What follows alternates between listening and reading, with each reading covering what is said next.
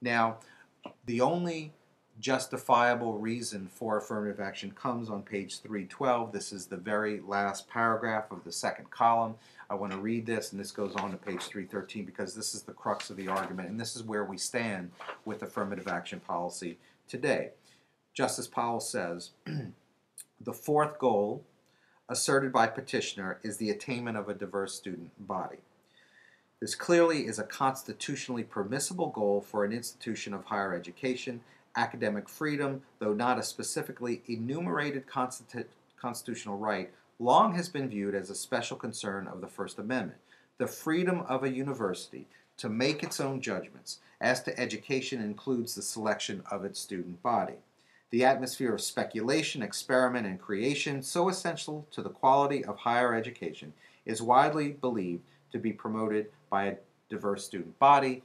And here's the crux of it. Thus, in arguing that its universities must be accorded the right to select those students who will contribute to the most robust exchange of ideas, petitioner invokes a countervailing constitutional interest, that of the First Amendment.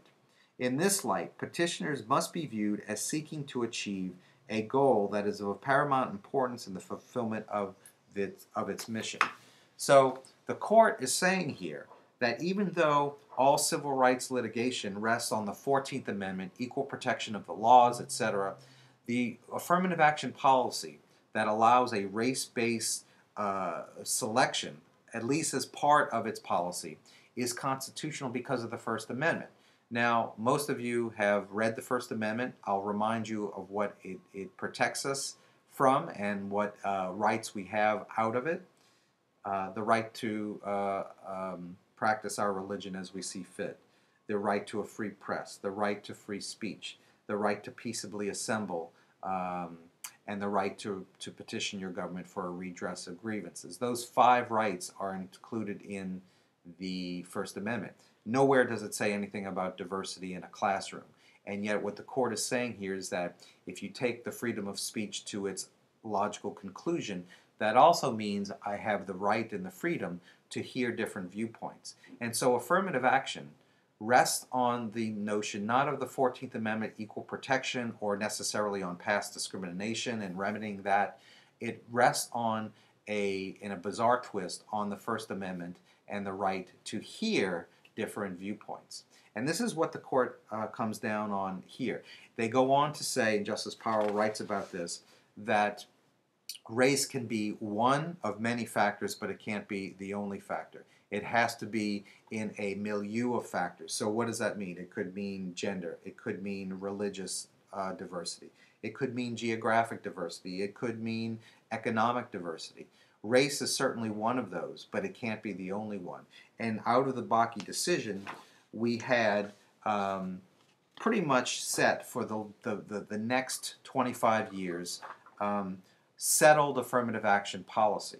Okay, I want you to go ahead and read the rest of the case. You have some dissenting opinions. You have some concurring opinions. It is, again, very complicated because there are so many opinions. If you have any questions about that, then certainly get in touch and I will answer them. But the crux of the matter is that race can be a factor. It can't be the only factor. Quotas are unconstitutional.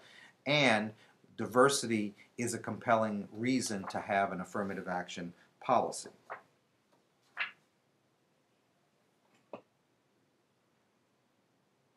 Now, as I said, for the next 25 years, affirmative action cases were settled. But as you had from the 1980s to the present, really, the addition of very conservative Supreme Court justices nominated by Ronald Reagan, nominated by George W. Bush in particular, you started to see a change in how affirmative action policies were viewed by the court.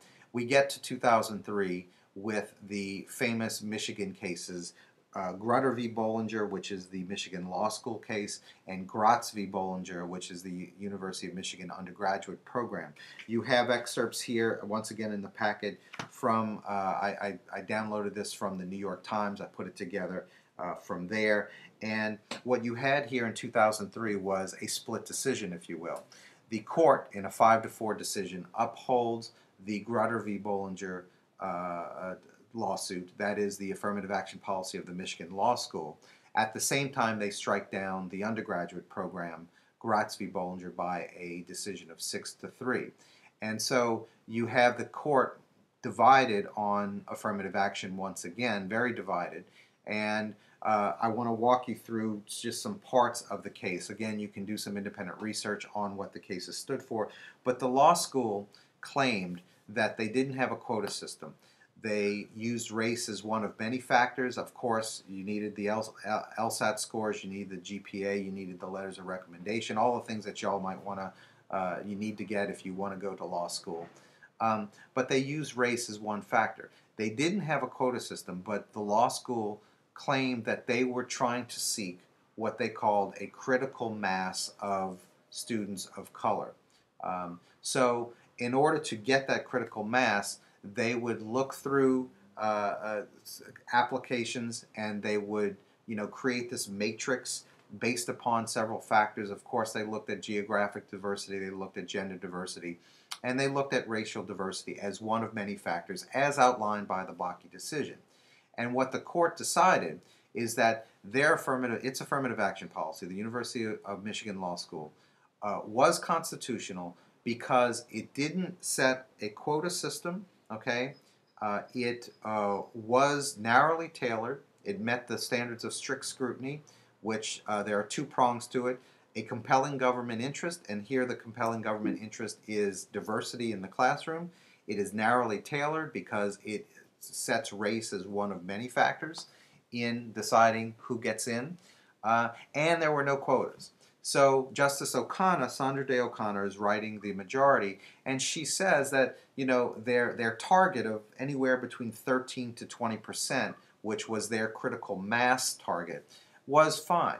Now there are many letters and friends of the of court briefs that were filed in this. There were many arguments on the side of affirmative action, one of which was the U.S. military, arguing that diversity is important in their endeavor in the how the military looks, and by a very narrow margin, the court argued in favor.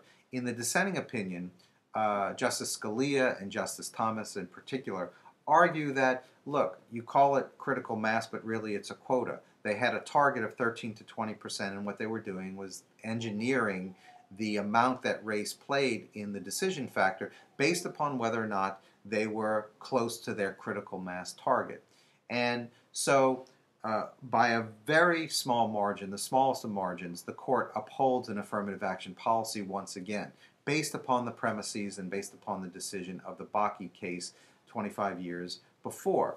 In the Gratz v. Bollinger case, in the undergraduate case, something different takes place. The undergraduate program had a different affirmative action policy where a student would be rated on a scale of 0 to 150 points, and they would get a certain number of points for every aspect of their application. So a GPA score would be a certain number of points. Letters of recommendation would be a certain number of points. Whether or not they could kick a football down the field, whether or not they were an athlete and were on scholarship, they would get a certain number of points. Whether they were the children of Michigan alumni, they would get points in that instance. And of course, what race they were, they would get points as well. And what the undergraduate program was doing was simply giving a set number of points for being black and Latino. I think the number is 20. You can check in the case. But what the opponents of this policy argue is that just by giving points, you are enhancing the opportunity for those people of color to get in to the undergraduate program. And so the court, by 6-3, struck that decision down, struck that policy down, rather, because it was not narrowly tailored and it did not meet the compelling government interest standard, the two-pronged test of strict scrutiny. So in 2003, you had a confusing set of decisions where one affirmative action policy is upheld, another one is struck down.